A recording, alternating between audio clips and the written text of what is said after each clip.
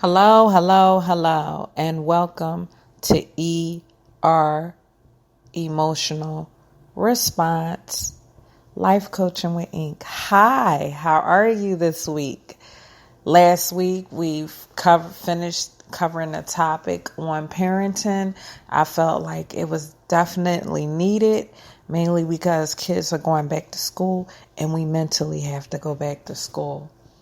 And a lot of times we put so much parents on pressure, but the reality is there's no book to this. As you grow as a parent, so does your child grow. So it's a process for the both of y'all. So why not take nuggets of truth along the way to make you a better person, more attentive?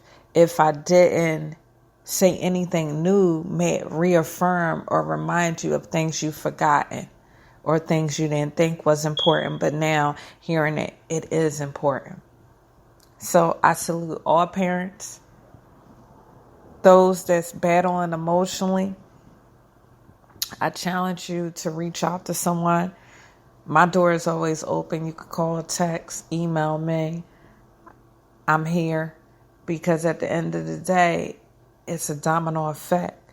If you fall, the kid falls. So if you have a bad emotional day without any outlets, without any journaling, that kid will definitely be the after effects of you falling emotionally.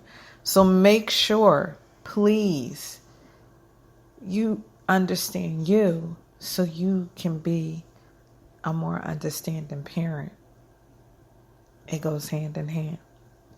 Now, today's topic is different from that, and I love just chatting with y'all, mainly because as well as you are growing, I am growing, and I'm becoming a better person. You're becoming a better person.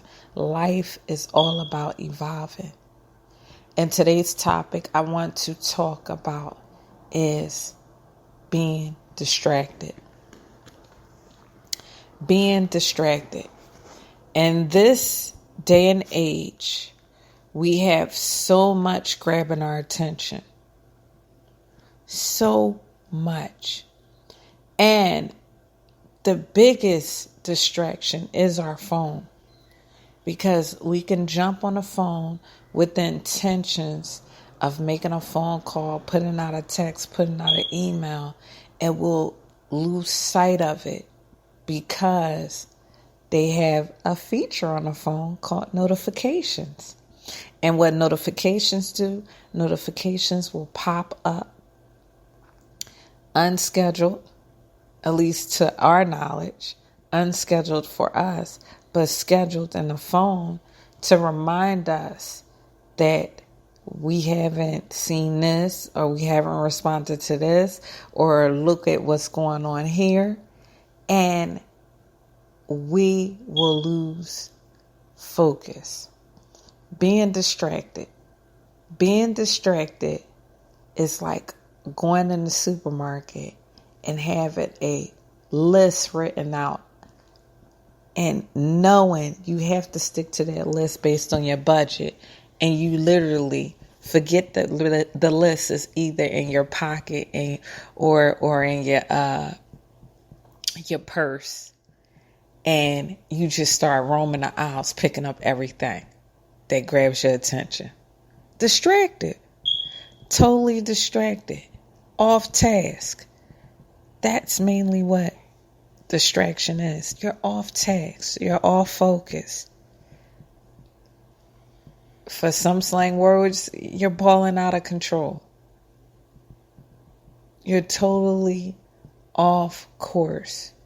You was on path and then you saw a side road and you thought it wouldn't hurt to go down that road. That's what a distraction is.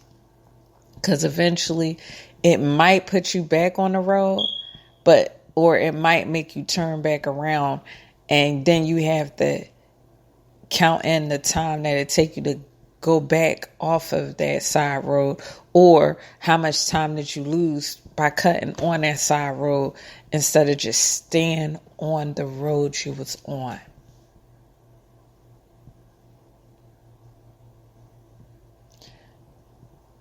There are ways that you could dumb down life. For me, it's just as simple as taking certain notifications off my phone. I don't need any alerts on it.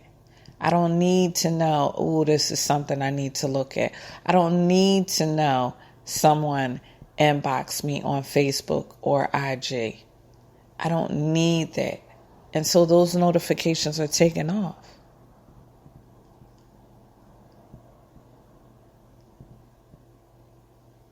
And you have to take that initiative. You can't get ego driven and say, well, I'm grown. I can handle myself. Sure, you can handle yourself. I'm very confident that you can. But even be more confident enough to know your weaknesses. To know if you pick up your phone to call or text or email someone and then the notification come up for something else, and then you find out a half an hour to 45 minutes to sometimes 2 hours, you're pulled away in a direction that was unbeneficial. You need to know, hey, I can't handle that. Because I guarantee you that if I see it again, I'll probably pick it up. I'll probably do it. It's like being an alcoholic, and I'm being mindful of saying that because I don't want anyone to feel less than what they are. I am talking about a situation. I'm not talking about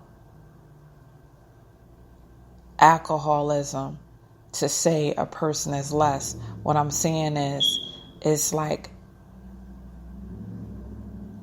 being an alcoholic and sitting at a bar thinking that you're not going to sip on a drink.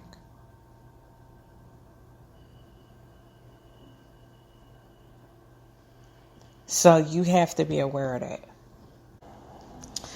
Now, let me break down distractions. I not only read it for you, but I read it for myself to also reaffirm that I know exactly the word and I see it in my life.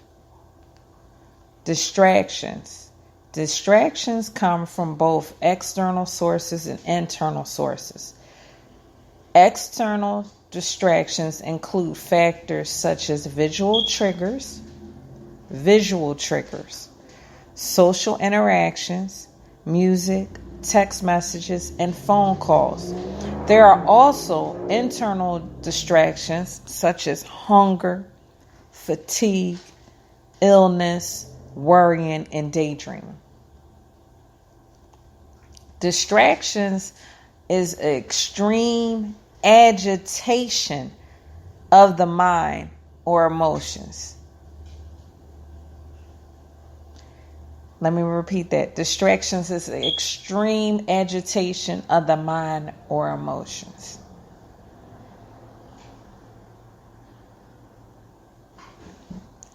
You can tell when you're distracted because the one main thing you find out is you forget what you're supposed to be focusing on. Distractions can highlight, intensify the importance of things that are really not important in the grand scheme of things. Let me say that again. Distractions can heighten the importance of things, people, situations, and events. It can heighten it. So this is what you have to adhere to. Quieting your mind. Quieting your mind. Quieting your mind. Now, there are daily distractions, and I'm talking about the external daily distractions of your phone, of the TV, of physical things when driving. There are daily distractions, and they come in many shape or forms. And distractions are not labeled as distractions. Sometimes they're labeled as attention, compliments. You have to be able to see distractions for what they are. Like, for example, you're walking down the street, you're focused, you're trying to prepare for a meeting. Then all of a sudden, a person comes up and they compliment you. Instead of you saying thank you, you entertain the person even beyond that gesture that they just given to you. And so you become so involved in that conversation that y'all exchange numbers. You, by the time you finish talking to the person, you see how I emphasize you, because you are responsible for your own time. A distraction is not a blame shifter. A distraction is something that you have to be able to take control over. So in that scenario, you burn 30 minutes up dialoguing with someone that